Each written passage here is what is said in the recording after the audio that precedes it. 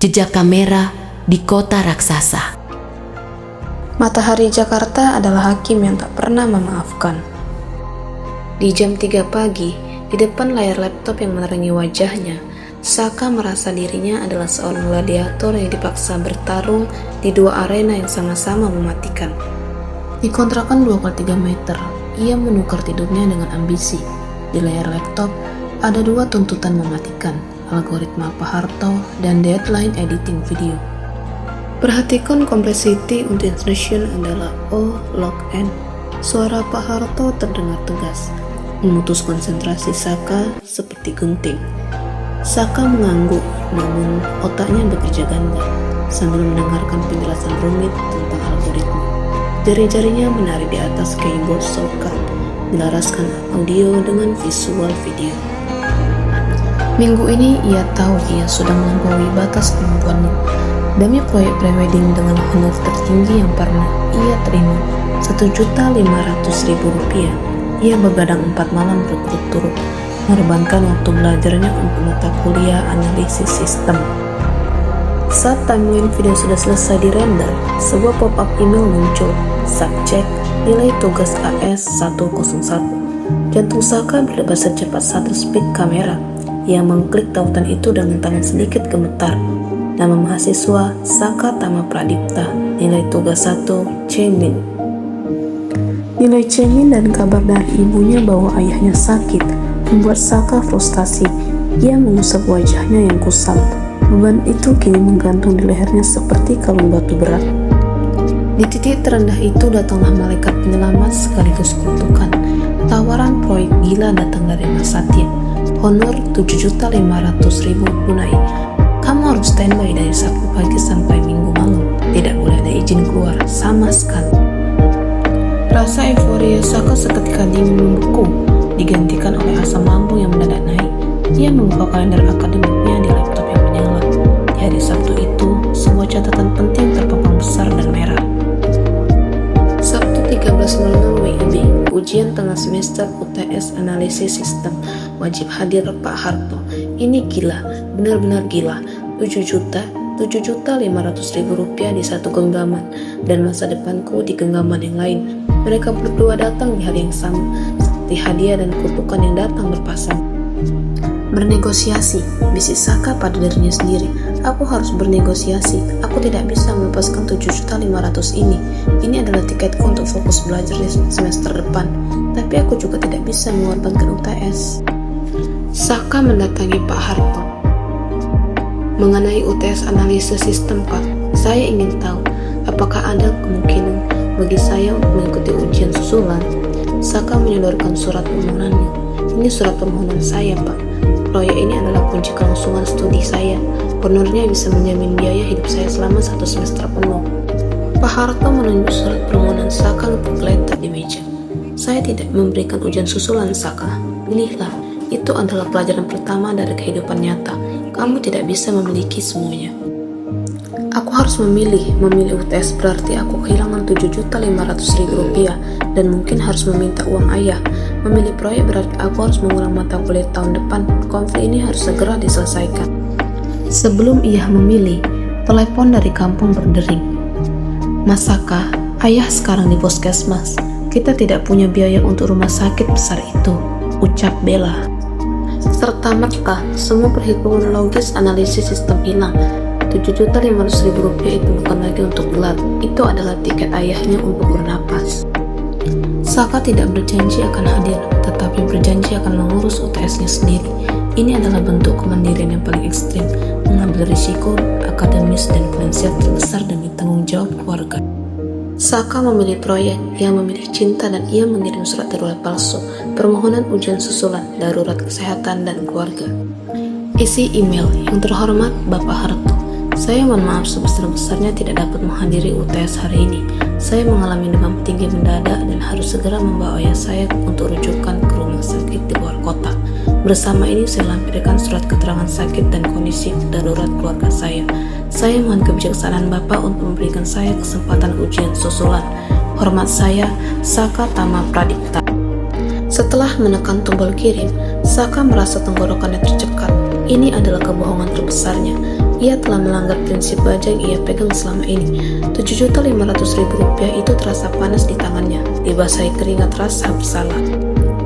Minggu malam, saat acara berakhir, Saka kelelahan. Ia duduk di ruang editing darurat hotel, menyerahkan hard drive yang penuh data kepada Mas Satya. Mas Satya kemudian menyerahkan sebuah amplop tebal, 7.500.000 tunai. Sebelum kembali ke kos, Saka segera pergi ke ATM dan mengirimkan uang sebesar 3 juta rupiah ke rekening ibunya dengan catatan, untuk ayah jangan khawatir. Ia berhasil mengirim uang dan ayahnya selamat, tetapi konsekuensi akademik datang dari Pak Harto. Keesokan paginya, Saka sudah kembali ke kontrakan. Ia mencoba mengabaikan inbox emailnya, tetapi tidak bisa. Ia harus tahu nasib akademisnya. Saka membuka email dan ada balasan dari Pak Harto. Subjeknya singkat, permohonan ujian susulan. Jantung Saka berdebar sangat kencang seolah menunggu vonis mati. Isi email: yang terhormat, Saudara Saka Tama Pradipta, saya telah menerima surat keterangan yang Anda lampirkan. Namun, perlu saya tegaskan bahwa surat yang Anda kirimkan tidak memenuhi syarat prosedur akademik. Dokumen tersebut tidak ditandatangani oleh dokter yang merawat Anda, melainkan untuk keperluan keluarga, yaitu ayah Anda. Ini jelas bukan kondisi medis darurat yang membolehkan ujian susulan bagi mahasiswa. Anda saya nyatakan gagal di UTS analisis sistem. Konsekuensinya, Anda wajib mengambil ulang mata kuliah ini di semester depan. Saya harap ini menjadi pelajaran tentang prioritas yang tidak bisa ditawar. Pak Harto. Prinsip baja Pak Harto tidak bisa ditembus. Kebohongan yang ia lakukan tidak hanya sia-sia, tetapi kini meninggalkan bekas hitam di catatan akademisnya. Saka menyandarkan punggung ke dinding kosnya, merasakan kekalahan yang total di ranah akademik. Uang 7.500.000 rupiah itu terasa pahit. Ia berhasil menyelamatkan ayahnya, tetapi ia gagal menyelamatkan dirinya sendiri dari konsekuensi ambisi ganda. Saka memutuskan ia tidak akan menyerah. Ia akan mengambil ulang mata kuliah itu dan ia akan tetap meluluskannya dengan nilai A. Tetapi pertama-tama ia harus memperbaiki prioritas hidupnya. Ia harus belajar bahwa kemandirian sejati adalah menyeimbangkan, bukan mengorbankan salah satu sisi. Kegagalan di UTS terasa dingin dan membekas di hati Saka, tetapi tidak mematahkannya. Kegagalan itu justru menjadi sebuah kompas yang mengarahkan kembali tujuannya.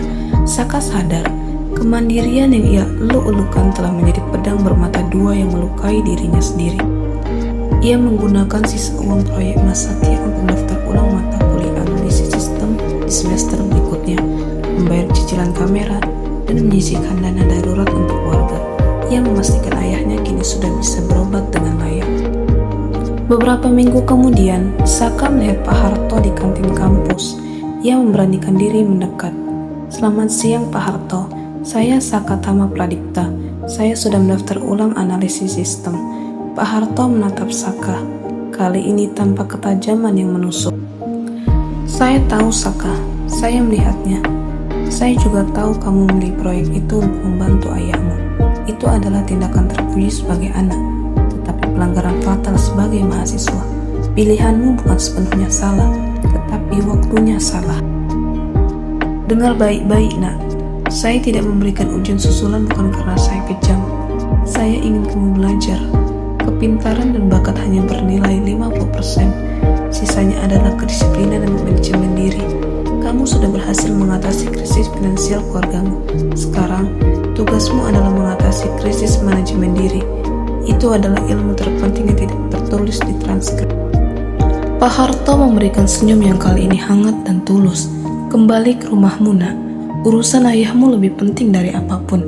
Tapi sekarang kamu sudah tahu bagaimana cara kembali lagi ke kampus dengan pikiran yang jernih. Nilai kehidupan yang ia dapatkan bukan hanya B atau C di transkrip, melainkan kebijaksanaan. Saka mengambil cuti sebentar dan pulang ke kampung. Ia menjenguk ayahnya yang sudah lebih sehat. Ayah sudah dengar dari ibumu, kamu hebat nak. Kamu dapat uang besar, tapi kamu tetap utamakan kuliah. Uang itu bisa dicari lagi, tapi kesempatanmu tidak. Saka cuma ingat, kemandirian itu bukan berarti harus sendirian ya. Saka hanya ingin ayah dan ibu tenang. Ia menyadari Perjuangannya selama ini bukan hanya untuk membuktikan ia mandiri, melainkan untuk mengukir jejak kebijaksanaan di kota raksasa. Kamera adalah alatnya untuk bertahan, tetapi akal dan prinsip adalah lensa terbaiknya.